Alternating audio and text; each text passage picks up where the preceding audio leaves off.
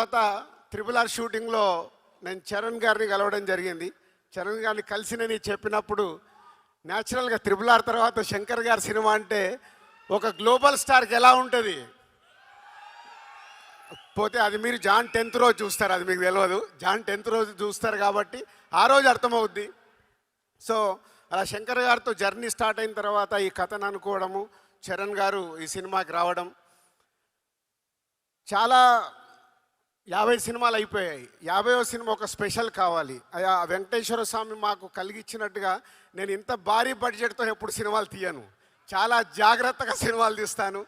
First time 50th film ఒక భారీ budget, ఒక పాన్ ఇండియా ఫిలిం, ఒక గ్లోబల్ స్టార్తో తీయడం అనేది అది శంకర్ గారు ఇచ్చిన మాకు అవకాశం. సో ఆ జాన్ 10th కోసం ఇవన్నీ పట్టుకొని కూర్చున్నాను. ఒక జర్నీ స్టార్ట్ అయిన తర్వాత చాలా కోవిడ్ వచ్చింది, మళ్ళీ షూటింగ్ మొదలైంది, కోవిడ్ వచ్చింది. ఇందాక మీరు దోప్ సాంగ్ చూసారు, అందరు మాస్క్లు వేసుకొని ఉన్నారు.